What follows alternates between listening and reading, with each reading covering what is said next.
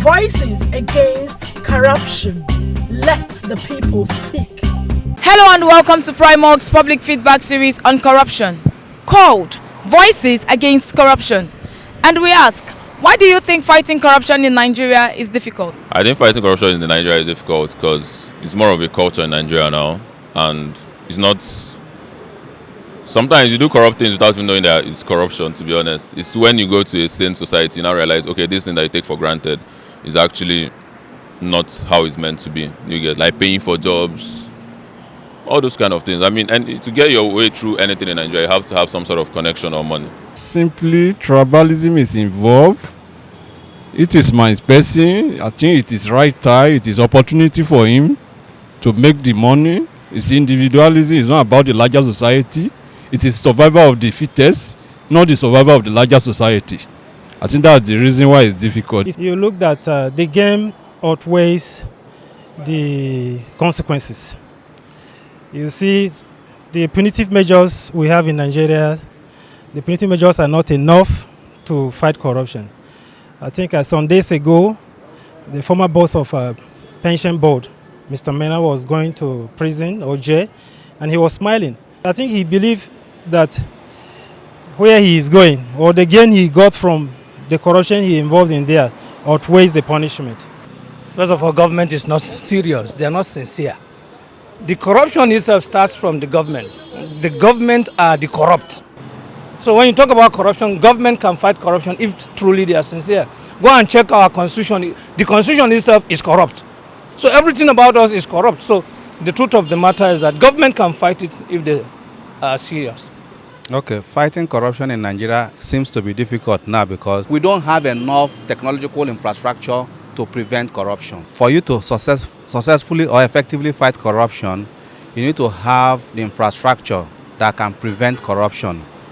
The approach Nigerians are using in fighting corruption for now is not enough. Nigerians who have the responsibility to fight corruption needs to think well first. One, to deploy necessary infrastructure that can prevent corruption. That way, they would have been able to fight corruption. Secondly, Nigerians as individuals, we need to change our value system. Corruption cannot be fought when even we as individuals, in our hearts, we are feeling that we should have the opportunity to also steal.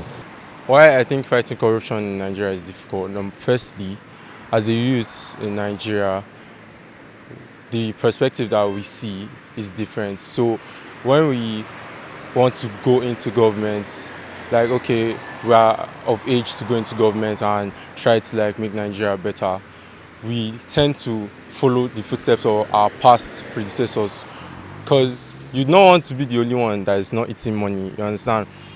You want to steal money. Even in our schools, SUGs, political parties, the corruption is taking place there. Schools too.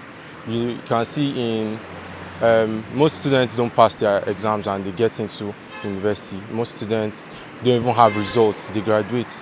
So corruption it doesn't just start from the top, but it starts from the bottom. Normally, if you have a good governance, it will translate to corruption-free government.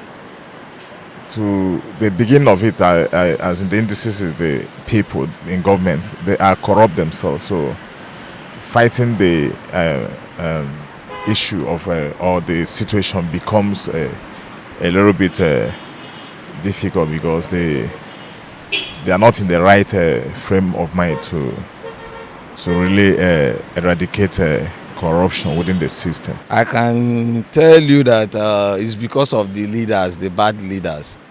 Because when you have good leaders, the followers will be obedient to the law. But when you have a bad leader, how will your followers will be obeying the laws? So when you obey the laws, there will be the corruption will not be much. But when the law is not being obeyed, you will see a lot of things coming up. People will disobey the law, then the corruption, they will not take it as anything. No facet of the country today that is not corrupt. There is no institution that is not corrupt in the country.